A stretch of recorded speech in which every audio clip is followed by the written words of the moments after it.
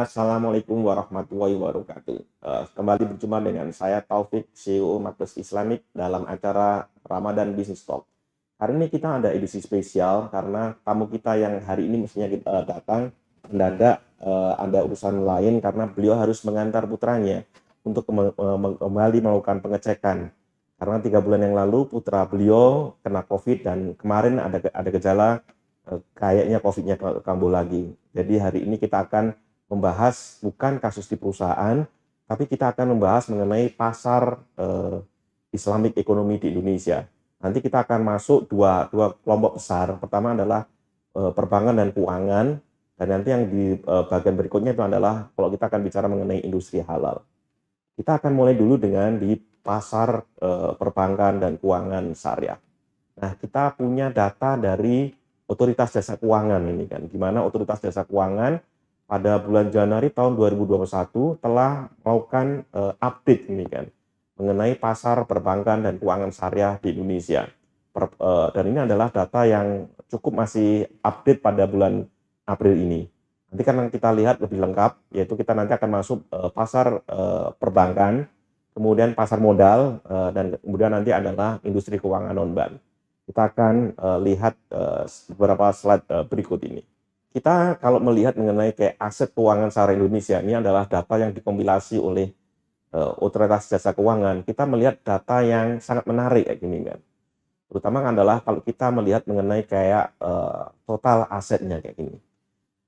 Total aset perbankan Indonesia kalau dalam rupiah itu adalah 9.172 triliun, atau kalau dalam dolar Amerika sekitar 651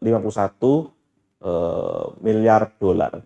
Nah, ini aset ternyata ini hampir sama dengan total aset perbankan syariah di Iran kayak gini kan. Iran adalah dikenal sebagai negara dengan aset perbankan syariah terbesar di dunia. Kenapa? Karena memang di sana sistem perbankannya adalah syariah, nggak ada konvensional. Kalau di Arab Saudi masih ada campuran antara konvensional dengan syariah. Kalau di Arab Saudi asetnya sedikit lebih kecil dibandingkan yang dengan di Iran yang masih, tapi sudah di atas 600 miliar dolar ini kan. Jadi kita bayangkan ini kan, aset perbankan nasional secara total sekian kayak gini kan, 651 US dollar kayak gini kan. Nah, sementara kalau perbankan syariah itu baru 42. Kita bayangkan loh, di Iran tadi nilainya adalah 650 sekian miliar dolar. Di Arab Saudi sekitar 630 miliar dolar ini. Jadi aset perbankan syariah masih kecil kayak gini kan, kalau dibandingkan dengan di Iran dan di Arab Saudi. Nah, di Malaysia aset perbankan syariahnya adalah 500 miliar dolar ini kan. Bayangkan ini kan, aset perbankan syariah di Malaysia itu 500 miliar dolar, sementara aset perbankan total nih ya di Indonesia itu baru 600 sekian 691,6 miliar dolar ini kan. Kita tahu ini masih kecil kayak gini kan. Karena itu kita melihat ini kan, kita harus bekerja keras ini kan kalau kita akan mengejar Malaysia, Arab Saudi, apalagi Iran kayak gini kan. Yang di bawah Malaysia itu ada United Arab Emirates ini kan. Asetnya sekitar 300 miliar dolar kayak ini kan. Itu pun kalau kita lihat ya oke lah nih kan, dibandingkan dengan total perbankan nasional itu kita total perbankan nasional masih lebih besar ini kan. Tapi ya kira-kira hampir separuhnya kayak gini kan. Bayangkan ini separuhnya separuhnya dari aset perbankan nasional secara total itu adalah perbankan syariah itu kalau di United Arab Emirates kayak gini kan. Karena kalau di syariah kita hanya 42 nih, kita masih kecil nih kan. Jadi kita nomor 4, tapi jaraknya ke kita nomor 5, tapi jaraknya ke nomor 1, ke nomor 2, ke nomor 3, ke nomor 4 jauh sekali kayak gini nih kan. Nah, kita tahu memang kita punya PR yang besar ini kan. Gimana cara membesarkan perbankan syariah di Indonesia kayak gini kan. Kita tahu bahwa perbankan syariah di Indonesia telah mulai dari tahun 1992 dan kita tahu sampai sekarang ya asetnya masih relatif kecil kayak gini kan dibandingkan dengan total perbankan secara nasional kayak gini kan. Tapi kita lihat sebenarnya adalah bukan hanya sekadar yang pasarnya masih kecil, tapi perkembangannya sebenarnya cukup pesat sebenarnya kalau kita lihat perbankan syariah di Indonesia kayak gini kan. Rata-rata masih double digit ini. Ini adalah suatu hal yang menarik kayak gini kan. Nah, kita harapkan nantinya perbankan syariah juga akan semakin berkembang ini kan. Nah, kalau perbankan syariah itu masih relatif kecil, beda halnya dengan kalau kita bicara mengenai pasar modal kayak gini kan. Pasar modal syariah share-nya cukup besar kayak gini kan. Sudah 17,29%. Nah, ini cukup menarik karena apa? Karena sebenarnya itu adalah kombinasi ini kan. Di sana ada reksadana syariah pasti ada kayak gini kan. Tapi yang salah satu yang membuat pangsa pasar modal syariah itu cukup besar karena ada efek-efek syariah yang besar, dan yang masuk efek syariah itu banyak ini kan. Perusahaan-perusahaan yang sebenarnya tidak masuk di industri haram itu secara otomatis masuk di efek syariah, nilainya cukup besar kayak gini kan. Jadi kalau kita lihat memang secara persentase industri keuangan syariah termasuk perbankan, industri keuangan non-bank, pasar modal, sekarang pasarnya itu baru 10%. Nah, ini kita nanti akan bicara lebih lanjut dalam sesi berikutnya, kita akan melihat mengenai perbankan syariah ini. Tapi ini adalah gambaran besar kayak gini kan mengenai aset industri keuangan syariah ini kan. Sekarang sudah mencapai 10% dari total aset keuangan di Indonesia. Nah, kita sekarang akan masuk di segmen berikutnya. Kita akan bicara mengenai aset perbankan syariah sendiri. Oke, nah ini adalah kita aset perbankan syariah, di mana di Indonesia pada saat ini ada 14 bank umum syariah, ada 20 unit usaha syariah, dan ada 163 bank pembiayaan rakyat syariah kayak gini kan. Nah, kalau kita lihat mengenai kinerjanya mulai dari dari aset, dari DPK maupun dari pembiayaan, kurang lebih kayak seperti ini kan. Jadi kalau kita perbandingkan dengan data tahun sebelumnya, kita tahu bahwa memang pada tahun 2020 Indonesia mengalami COVID. Nah, kita memang ada pengaruhnya kayak gini kan terhadap kinerja perbankan syariah kayak gini kan. DPK-nya memang mengalami penurunan, tapi penurunannya adalah 0,52%. Pembiayaannya mengalami penurunan, itu 0,31%. Nah, asetnya juga mengalami penurunan kayak gini kan. Sekitar 1,3% kayak gini kan. Tapi yang menariknya adalah kalau penabungnya ini kan, sudah ada 36 juta penabung kayak gini kan. Sementara dari kayak pembiayaan ada 5 juta, hampir 6 juta nasabah kayak gini kan. Nah, tentu saja yang dominan adalah bank umum syariah kayak ini kan, karena kita tahu bank umum syariah meskipun jumlahnya sedikit, tapi memang mereka punya modal yang besar sehingga mereka memang menguasai pasar-pasar yang besar dalam perbankan syariah nih kan, sekitar 61% kayak gini kan.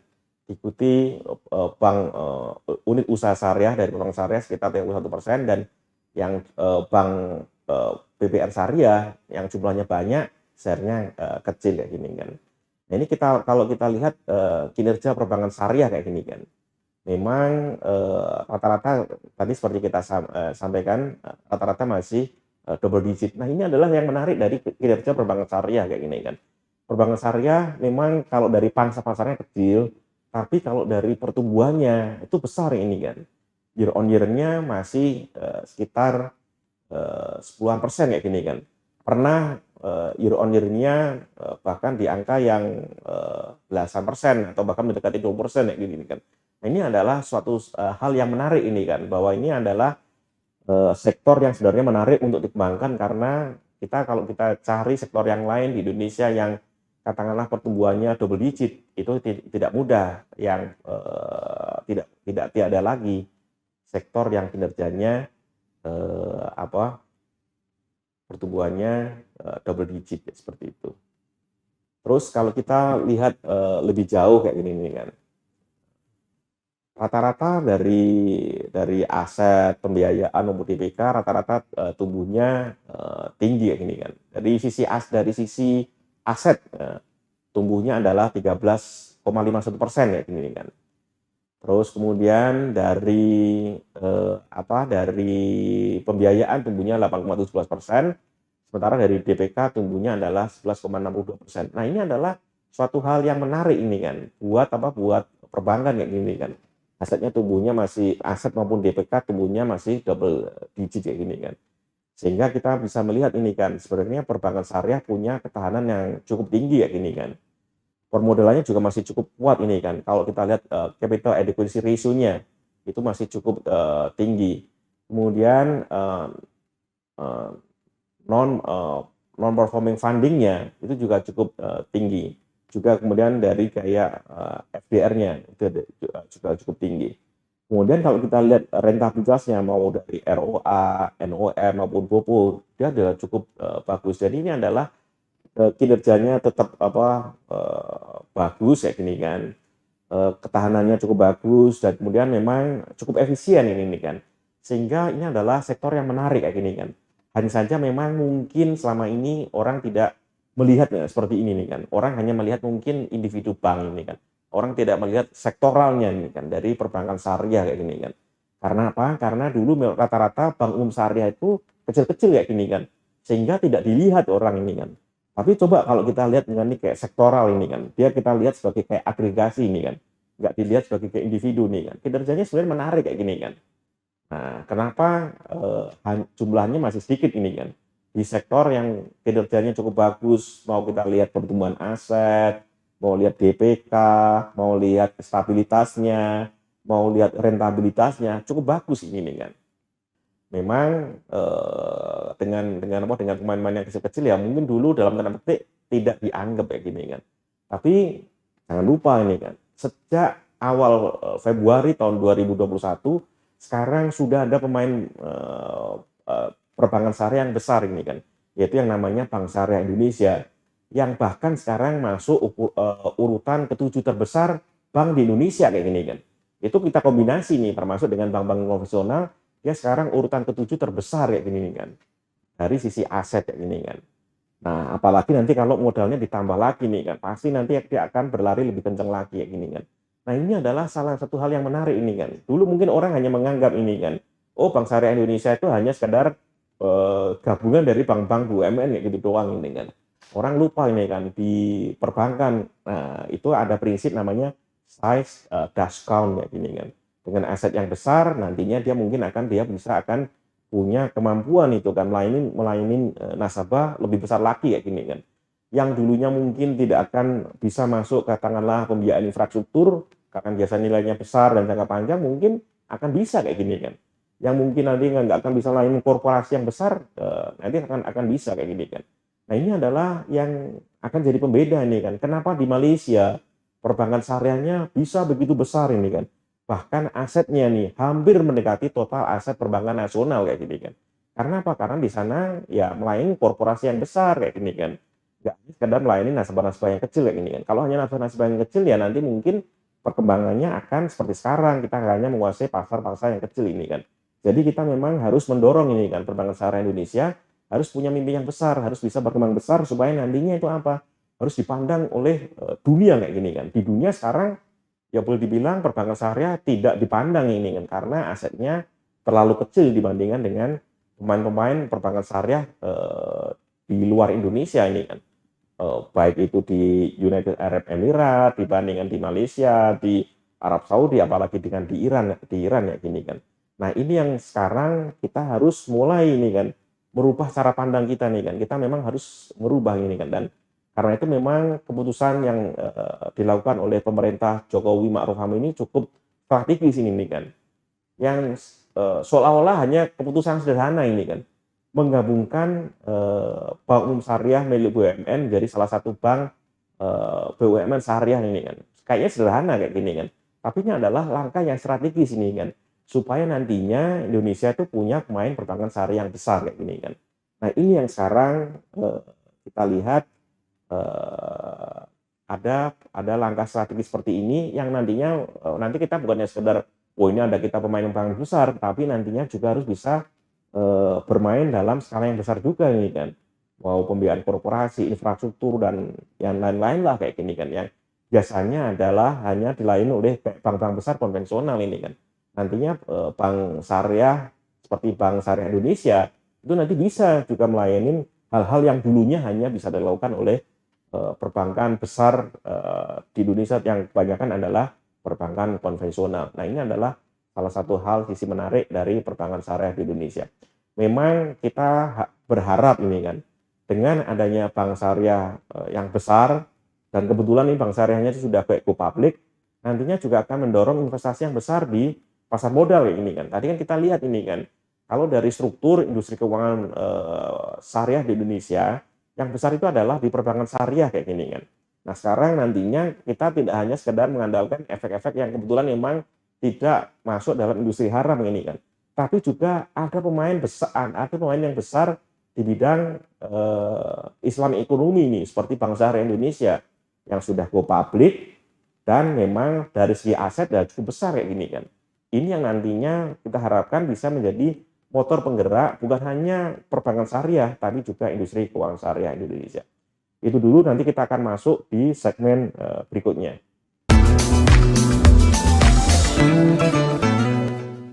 Nah, kita sekarang akan masuk di bagian pasar modal syariah kayak gini kan. Pasar modal syariah ini adalah salah satu sektor yang terbesar dalam industri keuangan syariah di Indonesia. Oke. Nah, ini adalah gambarannya ini kan, gambaran mengenai kinerja pasar modal syariah ini kan.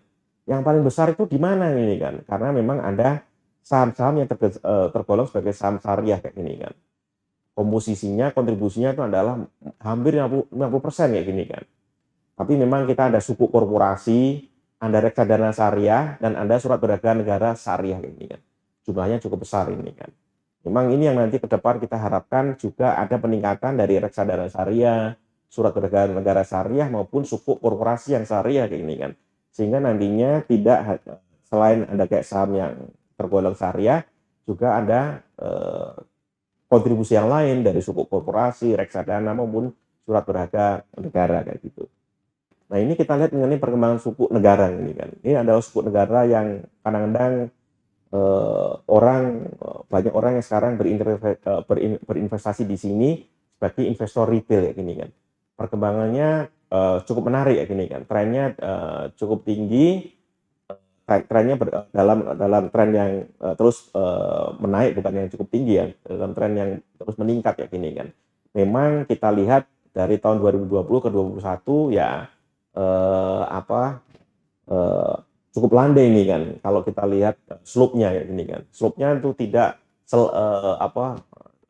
securam katakanlah periode 2019-2020 ini kan. Itu adalah kita lihat slope yang paling bagus adalah periode 2019-2020 ini kan. Mungkin jumlah sukuknya cukup menarik, dan waktu itu mungkin imbalannya juga cukup menarik ini kan, sehingga memang bisa menarik mengenai perkembangan dari sukuk negara itu. Sementara kalau di 2019-2020 memang ya landai kayak gini. Terus kita lihat mengenai kayak saham syariah kayak ini kan. Nah, jumlah saham syariahnya memang terus mengalami peningkatan kayak gini kan. Kalau 2016 baru 347, dan sekarang yang masuk dalam saham syariah sampai dengan Januari 2021 sekarang sudah 445 kayak gini kan. Kapitalisasinya juga cukup besar kayak gini kan. Memang perkembangannya ya relatif landai lah kayak gini kan. Ya ini tahun 2016 sebenarnya sudah kapitalisasinya sudah 3.000 triliun ya gini kan. Ya, sekitar 3.170 triliun ini kan. Sementara pada Januari 2021 kapitalisasinya sekitar 3.292 triliun ya gini kan. Nah, kalau sementara reksadana syariah nih kan jumlahnya ini kan memang meningkat pesat dibandingkan dari 2016 ke 2021 kayak gini kan. Dimana dari 136 menjadi 293, ini jumlahnya cukup besar ini kan. NAB-nya juga meningkat dari 14,91 menjadi 73. 73 itu pun turun sekitar 1,4% dibandingkan dengan tahun 2020 kayak gitu. Oke, terus kita akan melihat mengenai kinerja sukuk korporasi dan sukuk negara kayak gini kan. Oke, ini kan memang jumlah sukuk korporasi meningkat kayak gini kan dari 53 menjadi 161, tapi memang pertumbuhannya sekarang negatif kayak gini nih kan. Nilai sukuk korporasinya sendiri meningkat pesat dari 11,88 triliun menjadi 30,25 triliun ya gini kan. Kemudian kalau jumlah sukuk negara, nilai sukuk negaranya dari 1263 triliun menjadi 1000 triliun ini kan. Jadi naiknya cukup pesat kayak gini kan. Nah, ini adalah salah satu perkembangan yang menarik ini kan dari sukuk korporasi maupun sukuk negara ini kan. Semuanya berkembang pesat, boleh dibilang berkembang hampir 100% kayak gini kan. Ini adalah salah satu hal yang menarik ini kalau kita lihat kurun waktu dari 2016 sampai awal 2021 kayak gini kan. Ini suatu hal yang menarik kalau kita lihat dari sukuk korporasi maupun sukuk negara ini kan. Jadi ternyata minatnya cukup tinggi. Meskipun kalau tadi kita lihat dari pasar modal syariah, sukuk ini masih sukuk korporasi ini masih relatif kecil ya gitu. Terus, nah kita selanjutnya akan masuk yang namanya industri keuangan non bank syariah. Itu ada asuransi, ada pembiayaan ya gini. Tapi kita nanti akan setelah sesi berikut ini. Oke, sekarang kita kembali masuk di industri keuangan non bank syariah. Gimana dengan industri keuangan non bank syariah? Nah ini apa aja yang ada di sini nih kan. Nah di sini kita isinya itu ada kayak asuransi syariah, ada pembiayaan syariah, ada dana pensiun syariah, ada lembaga jasa keuangan khusus syariah kayak gini kan. Nah yang paling besar itu adalah asuransi syariah kayak gini kan. Asuransi syariah itu nilainya 44,8 triliun rupiah kayak gini kan. Kemudian ada pembiayaan syariah nilainya ada 22 triliun kayak gini kan. Kemudian ada kayak dana pensiun syariah, ini sekarang nilainya cukup besar ini kan, yaitu sekitar 8 triliun. Tadinya adalah 4 triliun, sekarang 8 triliun ini, naiknya cukup pesat. Lembaga jasa keuangan khusus syariah, nah ini 28 menjadi kayak 40 kayak gini kan. Memang lembaga keuangan ini masih kecil kayak gini kan. Nah, kalau dari komposisi memang secara persentase asuransi syariah nilainya 37%, lembaga jasa keuangan nilainya adalah 35% dan lembaga pembiayaan nilainya adalah 19,18% kayak gini kan. Sementara kalau dana pensiun, lembaga keuangan mikro maupun fintech itu kecil-kecil ini kan. Fintech syariah yang sekarang ada bahkan belum sampai 1%, belum sampai 1% ini kan. Ini masih kecil ini kan. Meskipun nih kita lihat sekarang sebenarnya ada kayak fintech seperti kayak Link Syariah yang bahkan sekarang sudah menarik perhatian investor global ini kan. Tapi dari nilai yang masih kecil, belum sampai 1% dari aset industri keuangan non bank syariah kayak gini kan. Nah ini yang kedepannya juga harus terus diperbesar ini kan. Nih, nah kita akan masuk di secara detail ini kan. Nah kita lihat mengenai kayak market share-nya itu industri keuangan non bank syariah ini kan. Ini sekarang memang masih belum sampai 5% ini kan. Kalau perbankan syariah ini kan, dulu bertahun-tahun itu mau menembus 5% susah kayak gini kan. Nah sekarang hal yang sama terjadi dengan industri keuangan non bank syariah ini kan.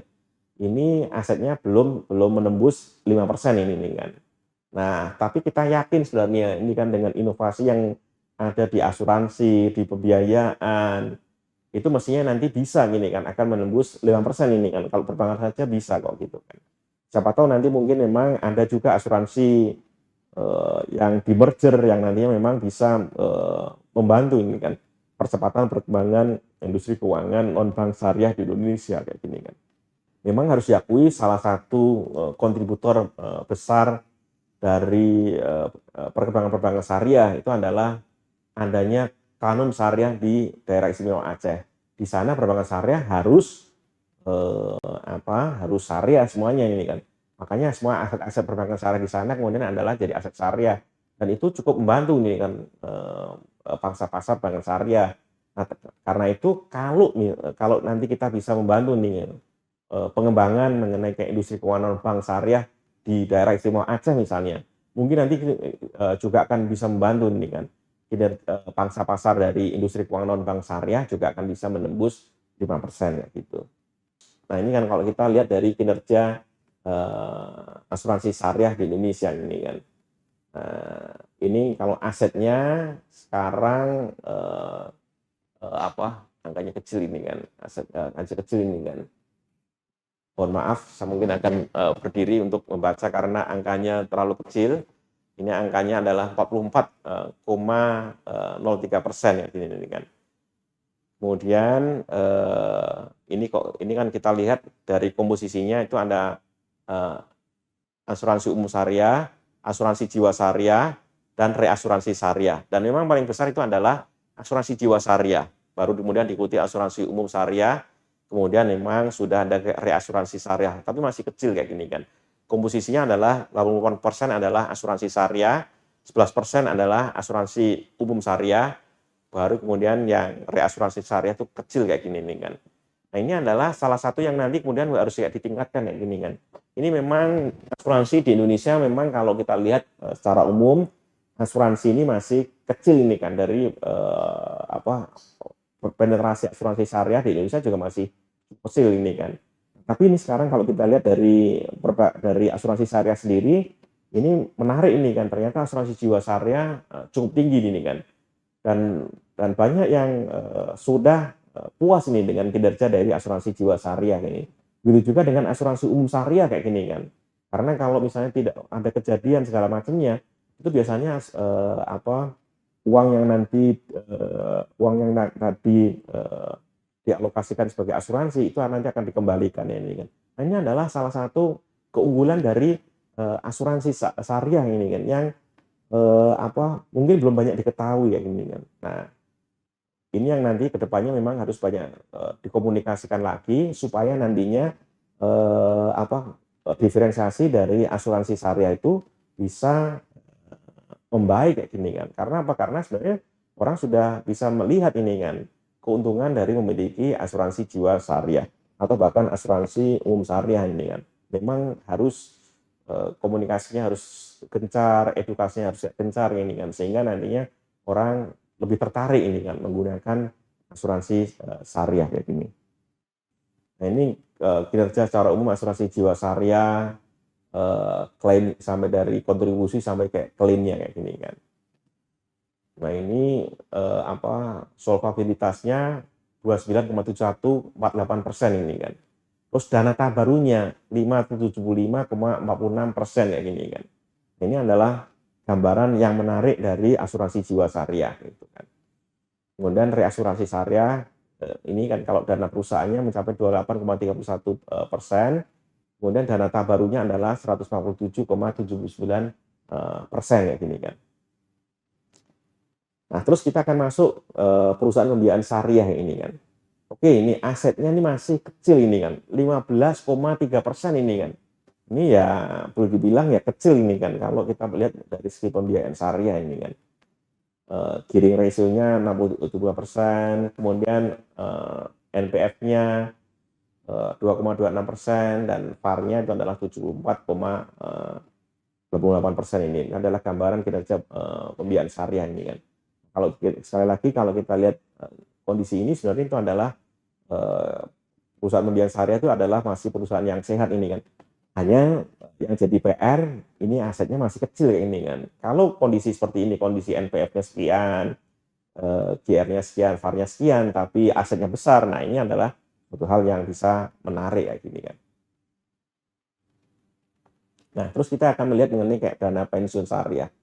Nah ini memang tadi kita sampaikan di depan, kalau dibandingkan 2016 ke Januari 2021 mengalami lonjakan yang pesat kayak ini kan, dari sekitar 4 triliun menjadi 8 triliun. Tapi sekali lagi ini adalah angka yang masih relatif kecil ya gini kan. Ini yang nantinya kemudian nanti harus bisa kayak diperbesar kayak gini kan. Dan gimana komposisi investasinya adalah di pasar modal masih paling besar, kemudian diikuti di perbankan dan di lain-lain ya gini kan. Oke, terus oke. Nah, itu tadi gambaran ini kan, kalau kita lihat mengenai kayak industri keuangan syariah kayak gini kan. Kita memang melihat industrinya ini masih relatif kecil kayak gini kan. Masih relatif kecil kayak gini kan. Tapi kita tahu bahwa potensinya masih besar karena kita masih melihat mengenai kayak growth rate-nya ini kan. Jadi kita kalau lihat mengenai pasar-pasarnya masih kecil tapi growth rate-nya rata-rata masih tinggi. Nah, ini yang mestinya dikomunikasikan ini kan. Ini adalah industri yang pertumbuhannya akan bagus di masa depan kayak gini kan. Jadi kalau kita nanti tidak mengkomunikasikan dengan bagus, jadi ini kalau kita hanya melihat seperti ini mungkin kita orang nggak menarik ya, hanya pasarnya kecil ini kan. Tapi kita lupa nih kan bahwa ini adalah punya growth rate-nya. Growth rate-nya itu besar kayak gini kan. Kalau kita hanya sekedar berhenti di pangsa pasar ya nggak akan menarik ini kan. Tapi kalau kita bicara mengenai pertumbuhannya ini kan, ini pasti akan sesuatu yang menarik ini kan. Nah ini adalah salah satu hal yang mungkin kedepannya kita harus memperbaiki cara komunikasinya ini kan. Kalau hanya sekedar aset ya mungkin ya nggak menarik ini kan. Nah ini yang nantinya kita harus perbaiki dengan cara perbaiki komunikasi, yaitu kita harus berbicara dengan sisi growth-nya, bukan hanya sekedar pasar-pasarnya ini kan. Nah kalau di sana nanti mau perbankan, mau industri keuangan non-bank, mau pasar modal, ini adalah sektor yang sebenarnya menarik ini karena growth rate-nya tinggi nih, double digit ini nggak mudah, apalagi dalam kondisi ekonomi seperti saat ini. Mencari sektor-sektor yang dengan pertumbuhan double digit itu tidak mudah. Nah, industri keuangan syariah, perbankan, keuangan non-bank maupun pasar modal adalah sektor yang menarik karena masih punya growth rate double digit. Itu adalah yang perlu kita garis bawahi kalau kita bicara mengenai industri keuangan syariah. Kita tidak boleh hanya sekedar melihat market share-nya yang ini, tapi harus melihat growth rate-nya. Itu dulu mungkin kalau kita bicara mengenai industri keuangan syariah. Nah, kita nanti di sesi berikutnya kita akan masuk di industri halal kayak gini kan. Oke, sekali lagi terima kasih, tapi nanti kita akan masuk di section berikutnya. Kita akan bicara mengenai industri halal.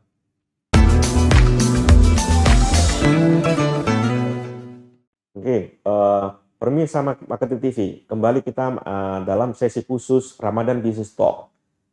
Sekali lagi karena hari ini tamu yang mestinya hadir tidak bisa hadir karena harus mengantar putranya yang kembali mengalami gejala COVID setelah 3 bulan yang lalu kena COVID-19 ini.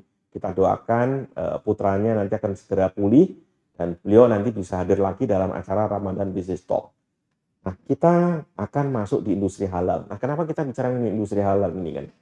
Selama bertahun-tahun kita bicara mengenai Islamic ekonomi, fokusnya selalu pada kayak perbankan syariah. Dan kadang-kadang mungkin ditambah kayak industri keuangan non-bank syariah, ditambah pasar modal syariah. Tapi kita tidak pernah bicara mengenai industri halal kayak gini kan. Padahal kalau kita bicara mengenai kayak perbankan ini kan, perbankan itu sebenarnya adalah mengikuti bisnisnya ini kan. Nah, bisnisnya kira-kira ada di mana kayak gini kan. Nah, ini yang selama ini kita seperti ada kayak missing link ini kan. Kalau kita hanya bicara Islamic ekonomi, kita hanya bicara pada perbankan dan keuangan syariah kayak gini kan. Kita akan kehilangan kalau kita tidak akan masuk yang namanya industri halal kayak gini kan. Karena industri halal itu adalah salah satu yang mestinya nantinya menjadi bagian dari perkembangan perbankan dan keuangan syariah kayak gini kan. Nah, kita kebetulan punya materi dari Bapak Didi Sumendi. Beliau adalah Direktur Jenderal Perdagangan Luar Negeri Kementerian Perdagangan yang pernah dipresentasikan dalam webinar High Level Industri Halal kayak gini kan. Jadi industri halal ini adalah industri yang nantinya kita harapkan bisa menopang perkembangan industri perbankan dan keuangan syariah di Indonesia. Nah, kira-kira gambarannya kira-kira seperti apa kayak gini kan. Oke. Nah, ini nanti kita akan melihat gambaran ini kan. Indonesia adalah negara yang pada tahun 2020 salah satu yang punya kinerja yang bagus dalam ekspor kayak gini kan. Jadi pada 2020 pada masa COVID-19 Indonesia punya kinerja yang bagus, yaitu ada surplus ya gini kan. Surplus 13,51 miliar dolar kayak gini kan. Di mana surplus tersebut dihasilkan dari mana? Dari 7 produk unggulan non migas, yaitu lemak dan minyak hewan, bahan bakar mineral, besi dan baja, logam mulia, mesin dan perlengkapan elektrik, kendaraan spare part, dan plastik dan barang dari plastik. Nah, kalau kita mengacu pada kayak saham-saham syariah kayak gini kan, sebenarnya 7 produk unggulan non migas ini yang termasuk sektor industri syariah kayak gini kan. Karena apa? Kalau lemak dan minyak hewan yang nabati yang diekspor ya kebalikannya adalah lemak yang halal, bahan bakar mineral ya juga bahan bakar mineral yang halal, besi dan baja ya halal, logam mulia dan perhiasan ya halal, mesin dan perlengkapan elektrik ya halal, kendaraan spare part ya halal ini kan. Kecuali yang plastik dan barang plastik yang mungkin sebagian besar pasti halal kayak gini kan. Nah, ini yang nantinya sebenarnya kalau kita lihat seperti ini sebenarnya punya ini kan kesempatan membesarkan perbankan dan keuangan syariah karena apa? Karena sebenarnya kita punya basis industri halal kayak gini kan. Ini kalau kita lihat secara umum dulu ya, nanti kita belum lihat secara detail. Dan di mana produk unggulan non migas ini punya pasar yang menarik ini kan.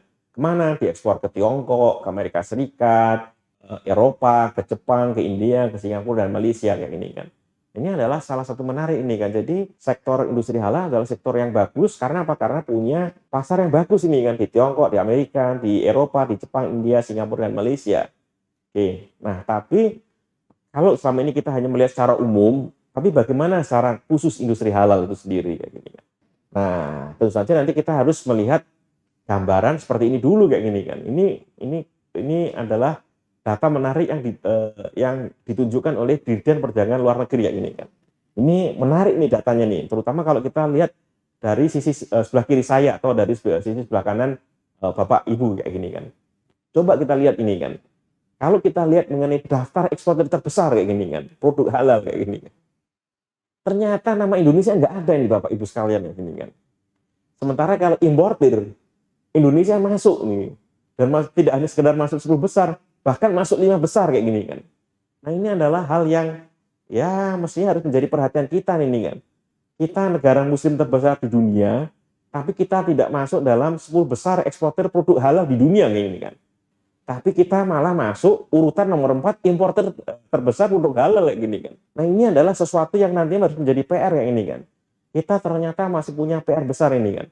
Tapi kalau kita bicara di industri keuangan dan perbankan syariah, PR-nya itu adalah membesarkan pasar, kemudian bahkan mungkin ya mendorong pertumbuhannya. Tapi kalau di sini industri halal kita sekarang ya berhadapan dengan kondisi yang harus dibilang kondisi yang pahit ini. Kita tidak masuk eksportir terbesar produk halal, tapi kalau kita malah masuk 5 besar importir produk halal kayak gini kan. Nah, ini yang nanti harus diperbaiki nih. Nah, yang menarik ini kan, kalau kita lihat dari eksportir terbesar produk halal kayak gini kan, sebagian besar itu adalah negara-negara yang mayoritas penduduknya bukan negara yang muslim ini kan. Sementara kalau importir ini kan, hampir sebagian besar itu adalah mayoritas yang muslim kayak gini kan. Nah, ini adalah suatu hal yang apa ya, yang harus diperbaikilah ke depannya kayak gini kan. Nah, dan kalau kita lihat mengenai kayak produk halal di pasar global itu kira-kira seperti apa aja sih sebenarnya ini kan. Nah, yang paling besar itu adalah memang makanan dan minuman olahan ya ini kan. Kemudian diikuti oleh produk farmasi kayak gini kan. Kemudian ada kayak produk namanya kayak bakery product ini kan. Terus ada kayak primary needs, kemudian ada kayak kosmetik dan nutraceutical nih gini. Terus ada confectionery ini kan. Nah, ini yang nantinya kita nanti harus mencoba nih menggali nih kan. Masa sih kita nggak bisa nih kan menjadi eksportir terbesar ini kan untuk kayak proses food and beverage kayak gini kan. Memang nanti kita memang akan berencana mengundang tamu-tamu perusahaan makanan dan minuman olahan kayak gini kan. Termasuk untuk kayak bakery product kayak gitu. Terus kita nanti juga akan mengundang pemain industri farmasi ini kan. Masa sih kita nggak bisa ada pemain yang besar ini kan. Nah, kita harus mencoba ini kan menjadi eksportir terbesar ini kan. Karena apa? Karena kalau nanti kita lihat mengenai kayak jumlah penduduk muslim di dunia ini kan. Pada tahun 2030 itu akan 2,2 miliar ini kan. Di mana di Indonesia itu nanti sekitar akan mendekati 300 miliar kayak gini kan. Oke lah, Indonesia mungkin yang salah satu yang terbesar ini kan. Tapi masih ada sekitar katakanlah 1.900 miliar di luar Indonesia kayak gini kan. Itu yang nanti harus menjadi target kita kayak gini kan. Target kita supaya nanti kita bisa menjadi negara eksportir kayak gini kan. Atau minimal nanti kita keluar dari negara importir terbesar lah kayak gini kan. Ini yang nanti harus kita perhatikan ini kan. Ini kita jangan sampai nanti kita jadi importer terbesar lah. Kita harus bisa namanya kayak import substitution ini kan. Kita harus bisa barang-barang yang selama ini kita impor harus bisa kita produksi di Indonesia kayak gini kan. Ini yang nanti minimal jadi kayak target kita ke depan kayak gini kan. Nah, ini kita gambaran ini kalau mengenai yang namanya global Islamic economy ini kan. Namanya consumer opportunity-nya itu sangat besar ini kan. spendingnya juga cukup besar nih kan, 2,2 triliun US dollar kayak gini kan. Kemudian growth-nya itu 5,2% kayak gini nih kan. Nah ini menarik ini kan. Jadi kalau kalau apa di global Islam ekonomi nggak hanya sekedar bicara aset, tapi bicara mengenai growth rate-nya. Nah ini yang nanti mungkin jadi catatan waktu kita bicara mengenai kayak perbankan dan keuangan syariah nih kan. Kita hanya bicara aset, tapi kita tidak bicara mengenai kayak growth rate-nya kayak gini kan. Dan ini selalu yang bicara itu adalah bahkan kita sudah ada kayak namanya di sini global Islam ekonomi itu mengenai kayak growth rate pada tahun 2024 kayak gini kan. Sudah ada kayak perhitungannya ini kan. Termasuk spendingnya ini kan. Perkiraannya adalah sekitar 3,2 triliun dolar pada tahun 2024 kayak gini kan. Nah, growth rate-nya cukup tinggi malah 6,2% ya gini kan. Nah, ini adalah salah satu hal yang sekarang mesti jadi kayak perhatian ini kan buat pelaku industri buat pelaku-pelaku industri di Indonesia yang sebenarnya sektornya masuk sektor industri halal ini kan, seperti kayak industri makanan dan minuman, kemudian industri farmasi, kemudian industri katakanlah bakery produk, industri kosmetik, dan bahkan nanti industri kayak traveling kayak gini kan. Itu adalah yang nantinya kita harus bisa ini kan merebut kesempatan yang ada dalam global Islam ekonomi ini kan. Jangan sampai nanti kita menjadi penonton ini kan. Tadi kita sudah melihat kan, kalau kita dalam perbankan syariah kita jauh ketinggalan dibandingkan dengan negara-negara lain ini kan. Masa dalam industri halal kita juga akan ketinggalan jauh kayak gini kan. Kita harus mestinya juga harus mencoba merebut peluang yang ada ini kan. Minimal kita tidak lagi menjadi negara pengimpor terbesar ini kan. Nah, syukur-syukur nanti kita bisa menjadi salah satu 10 besar dalam eksportir di industri halal ini kan. Ini yang nantinya harus menjadi mimpi besar Indonesia kayak gini kan. Dimana kita harus bisa merebut potensi besar industri halal global gitu. Nah ini kita memang sekarang melihat dulu kondisi yang sekarang ya. Memang ini hanya sekadar kayak gambaran dulu nih kan. Ini kan kita asumsi aja ini kan. Ini adalah mengenai kayak perkembangan industri ekspor industri halal di Indonesia. Ya ini kita lihat dari perdagangan di negara-negara anggota OKI. OKI itu adalah Organisasi Kerjasama Islam yang ini kan. Di situ anggotanya ada sekitar 50 negara di dunia ini kan. Itu ada Malaysia, ada Arab Saudi, ada Arab Emirat, terus kemudian ada Pakistan, dan ada Bangladesh. Nah, di sana memang kita lihat ekspornya sih memang masih lebih besar ya gini kan. Nah, tapi kemudian nanti kita berharap ini kan di perdagangan dengan negara-negara OKI ini juga kita harapkan bisa lebih besar lagi ya gini kan. Oke lah, ini kita sekarang sudah cukup bagus kinerjanya karena ekspornya masih lebih besar daripada impornya kayak gini kan. Tapi kita harus ini kan mencoba ini kan memperbesar negara-negara ekspor di negara-negara OKI, karena negara-negara itu OKI ini sebenarnya adalah salah satu pasar besar untuk industri halal dunia kayak gini kan. Nah, kalau nanti kita bisa punya kinerja yang bagus dalam ekspor ke negara-negara OKI, kita harapkan juga nanti kinerja kita dalam ekspor-impor untuk industri halal juga akan membaik kayak gini. Nah, ini kan sekarang kalau lihat lebih jauh ini kan, untuk pasar produk halal di negara-negara OKI ini kan, itu terdiri dari kayak makanan minuman, obat farmasi, dan kosmetik kayak gini kan. Nah, memang kalau kita lihat di Arab Saudi ini kan, ini yang paling besar ini adalah untuk makanan minuman, itu juga Arab Saudi ini kan. Kosmetik dia juga Arab Saudi nomor 2. Terus kemudian obat dan farmasi itu adalah Arab Saudi juga nomor 2 ini kan. Mau nggak mau kita nanti memang ya harus mulai nih kan kolaborasi nih dengan Arab Saudi dan Arab Emirat ini kan, yang merupakan negara-negara yang memang selama ini masih menjadi importir untuk industri produk halal, dan mereka punya buying power yang besar ya ini kan. Jumlah penduduknya sih jauh lebih kecil dibandingkan dengan Indonesia. Contohnya adalah United Arab Emirates kayak gini kan. Itu jumlah penduduknya jauh lebih kecil dibandingkan dengan Indonesia. Bahkan jumlah penduduk United Arab Emirates sama jumlah penduduk DKI Jakarta aja masih besaran jumlah penduduk DKI Jakarta kayak gini kan. Tapi buying power-nya jauh besar kayak gini kan. Nah, kalau kita nanti pengen ngejar nilai ekspor yang besar. Mau nggak mau ya kita nanti mulai ini kan. Bagaimana caranya sih Indonesia nanti bisa masuk ke Saudi Arabia maupun ke Arab Emirat kayak gini kan. Nah, ini bukan pasar yang mudah ini kan. Karena apa? Karena mereka sebagai negara yang katakanlah punya buying power yang tinggi, mereka selama ini ya pasti akan melihat negara-negara yang dianggap punya kualitas tinggi ya ini kan. Nah, kita tahu nih kan, tadi kalau kita lihat mengenai kayak daftar saingan negara-negara eksportir produk halal, itu ada Amerika Serikat, ada India dan segala macamnya ini kan. Negara-negara yang selama ini mungkin dipersepsi punya negara-negara yang selama ini punya persepsi kualitas lebih tinggi dibandingkan dengan Indonesia kayak gini kan. Nah, kalau kita di marketing ini kan, kita tidak peduli dengan mengenai persepsi mengenai kualitas, ya kita nanti akan apa ya, akan kerja sangat keras sekali ini kan untuk bisa menembus ini kan sebagai eksportir halal terbesar di dunia ini kan. Mau nggak mau kita nanti kan memang harus memperbaiki kualitas ini kan.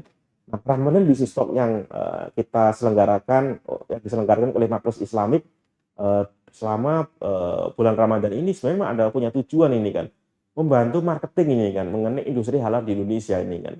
Harapannya adalah supaya nantinya kita bisa punya pasar-pasar yang besar di pasar-pasar industri halal dunia seperti di Arab Saudi maupun di Arab Emirat yang punya buying power yang tinggi ya gini kan. Dan mereka sebenarnya selama ini adalah punya hubungan yang cukup bagus dengan Indonesia ini kan. Kalau mereka nanti hanya kita harapkan mereka hanya kayak investasi ya terbatas nih. Kenapa sih kita nanti tidak mencoba ini kan meningkatkan ekspor industri halal Indonesia ke negara tersebut kayak gini kan. Nah, ini yang harus kita manfaatkan ke depannya nih kan. Hubungannya secara khusus ya kita manfaatkan, tapi kita tidak boleh lupa juga. Kita harus ada perbaikan ini kan mengenai persepsi produk ini kan. Bahkan mungkin kita juga harus mulai memperbaiki mengenai persepsi mengenai kayak country brand image kita di negara-negara tersebut ya ini kan. Kalau kita hanya dianggap hanya terasosiasi dengan tertentu lah. Misalnya kalau di Arab Saudi kita hanya dianggap, mohon maaf, negara yang banyak mengirimkan TKI ya kita mungkin kurang dianggap ini kan. Karena itu mungkin perusahaan-perusahaan yang tergolong dalam industri halal di Indonesia harus mulai mencoba menggarap pasar Arab Saudi dan United Arab Emirates ini kan. Apalagi pada tahun 2021-2022 itu akan ada Dubai Expo di lagi-lagi itu adalah di United Arab Emirates kayak gini kan. Nah, kalau dari pemain-pemain di industri halal Indonesia tidak mencoba masuk ini kan, nantinya ya kita kurang ini kan, kurang dikenal ini kan, eksposnya kurang dikenal, dan yang penting lagi itu adalah persepsi mengenai industri halal kurang kayak gini kan. Ini yang nantinya harus menjadi perhatian buat pemain-pemain yang sekarang tergolong dalam industri halal di Indonesia. Bagaimana caranya supaya nantinya punya persepsi yang lebih bagus dalam industri halal sehingga nantinya bisa meningkatkan pangsa pasar ekspor produk halal ke Arab Saudi maupun ke Arab Emirat kayak gini. Siapa tahu nanti malah bisa masuk di Turki kayak gitu kan.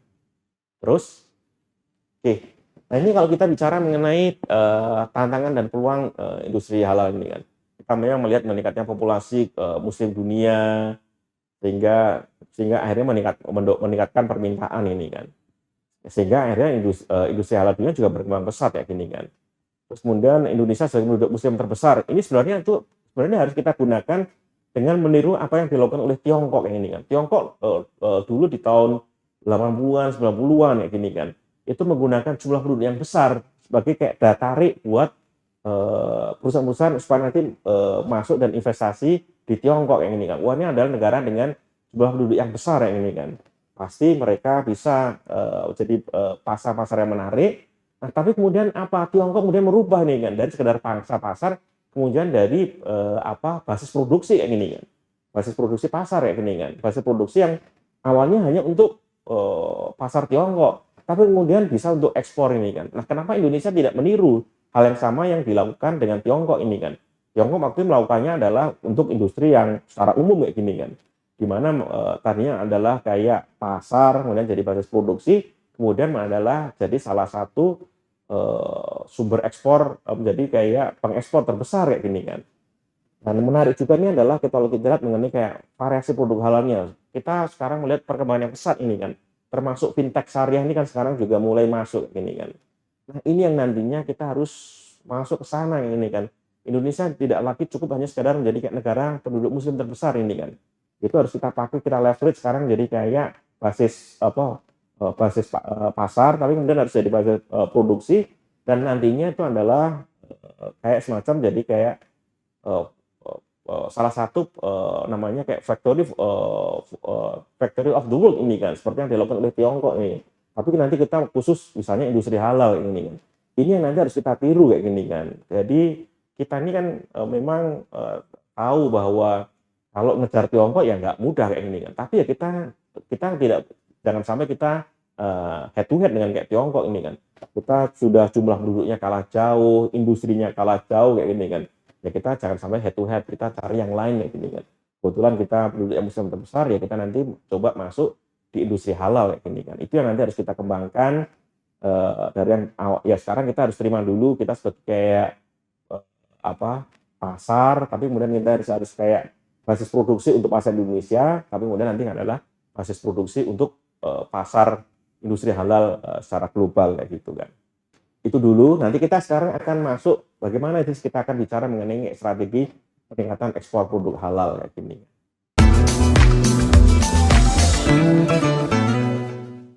Nah, sekarang kita akan masuk yang namanya strategi peningkatan ekspor produk halal ini kan.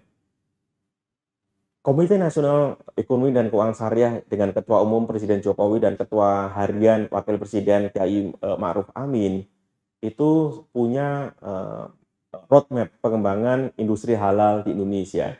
Nah, salah satunya itu adalah pengen industri halal Indonesia harus ada kayak pendalaman dalam halal value chain yang ini kan. Itu harus diperbaiki kayak gini kan.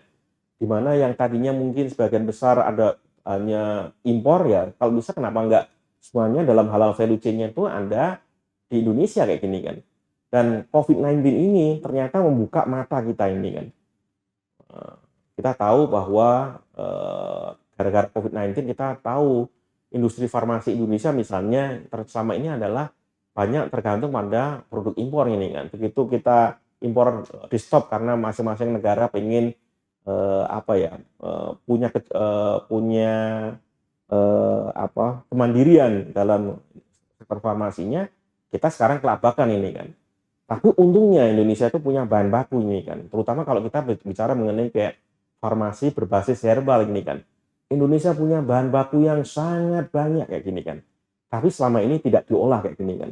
Nah, ini yang menarik yang yang disampaikan oleh Komite Nasional Ekonomi dan Keuangan Syariah yang dipimpin oleh Pak Jokowi dan Pak Ma'ruf Amin ini kan. Kita pengen ini kan harus ada kayak pengembangan halal value chain yang ini kan. Terutama adalah industri yang berbasis herbal, industri yang dimana kita punya keunggulan ini kan, karena kita punya bahan bakunya ini. Cuma selama ini kita memang ya boleh dibilang mohon maaf, kita tidak melupakan untuk melakukan research and development-nya, kita melakukan pengembangan produknya, pengembangan bahan raw materialnya, pengembangan bahan baku, kemudian mungkin pengembangan bahan work in process dan segala macamnya. Ya kita selama ini hanya fokus di bagian akhir, di pengemasan, di bagian marketing kayak gini kan. Di industri sebelumnya kita selama ini tidak dikembangkan. Nah, ini yang harusnya dikembangkan ini kan. Dan pemerintah Indonesia maupun Komite Nasional Ekonomi dan Keuangan Syariah berharap pengembangan itu menggunakan pengembangan pola kemitraan, artinya melibatkan UMKM hingga usaha besar kayak gini kan. Oke, kita tahu mungkin perusahaan besar kalau masuk di katakanlah industri herbal mungkin nggak pada males lah gini kan. Ya sudah, itu mungkin diserahkan misalnya pada kayak pelaku usaha UMKM lah kayak gini kan. Mereka yang nanti bertani dan segala macamnya, mereka mungkin bergabung dalam katakanlah dalam gabungan kelompok tani, dan mereka mungkin bisa menjadi koperasi kayak gini kan. Yang nantinya mereka nanti akan menjadi kayak pemasok kayak gini kan. Kita misalnya punya pengalaman membantu Kabupaten Musi Banyu Asin ini kan dalam industri kelapa sawit kayak gini kan. Selama ini kita memang punya punya semacam pemahaman yang keliru ini kan. Yang namanya kelompok tani, koperasi itu tidak bisa dikembangkan kayak gini. Ini ternyata di Kabupaten Musi Banyu Asin itu bisa kayak gini kan. Petani kelapa sawit ternyata bisa dikumpulkan, digabungkan, dan mereka akhirnya bisa diarahkan ini kan, mengembangkan perkebunan kelapa sawit yang berkualitas dan menghasilkan produk yang berkualitas kayak gini kan. Nah, ini yang nanti kita tiru kayak gini kan. Yang kita tiru untuk pengembangan industri-industri untuk halal value chain kayak gini kan. Termasuk nanti kita bicara mengenai pertanian, perikanan kayak gini kan.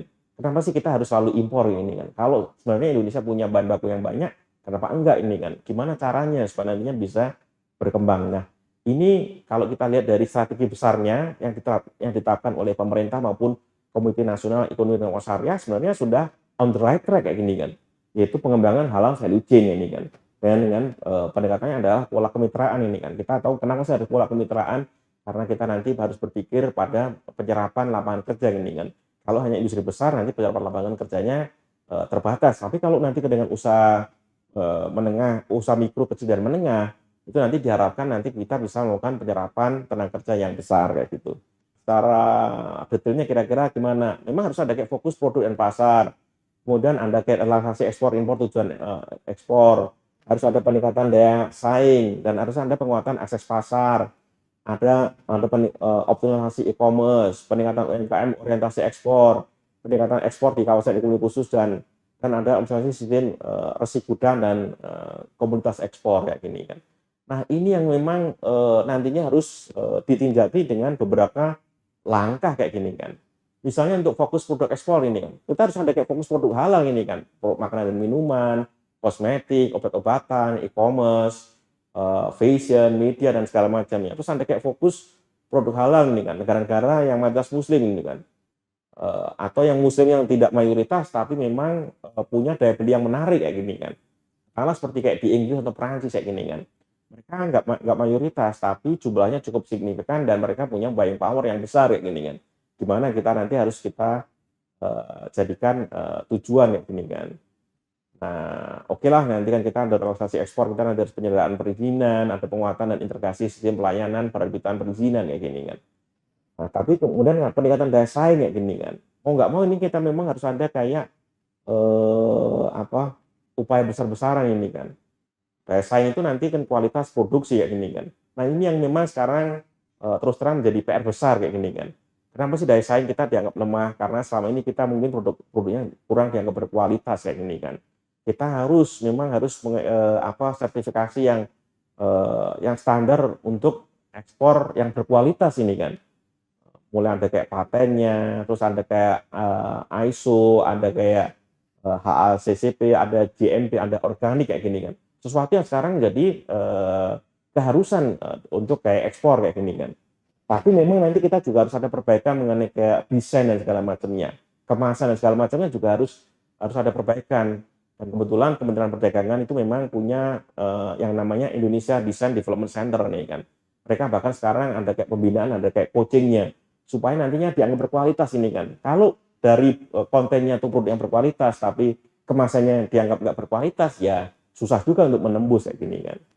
Terus memang nantinya kita juga harus ada perbaikan akses pasar ini kan. Ada trade expo dan macam, dan kita harus ikut pameran-pameran halal di tingkat global ini kan. Nah, ini yang selama ini kurang kita manfaatkan ya gini kan. Terus nanti memang kita harus ada peran dari atas perdagangan atau ITPC itu nanti juga harus kita perbaiki. Nah, ini adalah strategi yang memang dilakukan oleh pemerintah kayak ini.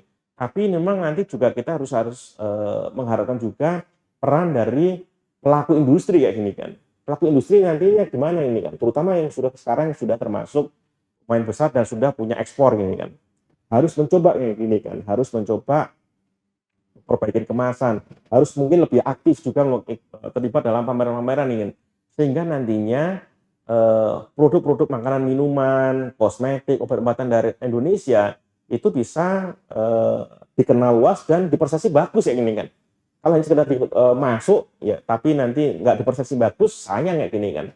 Karena apa? Karena kita sekarang berhadapan dengan fenomena di mana konsumen Islam ekonomi itu adalah punya buying power yang besar yang ini kan. Nah, kan rugi dong gitu. Kalau nantinya kita bisa masuk tapi kita belum dipersepsi tinggi, akhirnya kita nanti tidak bisa masuk ke konsumen-konsumen yang punya daya beli tinggi yang ini kan. Nah, itu adalah salah satu PR yang nanti harus diperbaiki oleh pelaku-pelaku di industri halal di Indonesia kayak gini. Yang terutama adalah yang memang sekarang sudah punya pasar internasional yang bagus ya gitu. Nah, jadi gambarannya itu adalah ya itu nantinya kita harus memperbaiki wilayah pemasaran, produk maupun jalur distribusi. Terus, oke, oke itu aja mungkin yang mungkin hari ini bisa kita sampaikan ya gini kan. Jadi kalau kita nanti bicara mengenai Indonesia Islamic Economy ini kan, kita tidak lagi hanya bicara mengenai perbankan keuangan syariah, tapi kita harus bicara juga mengenai industri halal kayak gini kan. Di mana industri halal itu ini sekarang menjadi penopang perkembangan perbankan dan keuangan syariah. Sekali lagi terima kasih kepada Pak Pemirsa yang telah mengikuti acara ini dari awal sampai akhir. Kami ucapkan wassalamualaikum warahmatullahi wabarakatuh. Sampai jumpa di acara Ramadan Business Talk sesi berikutnya. Jangan lupa like, share, and subscribe Marketis TV. Sekali lagi terima kasih, sampai jumpa.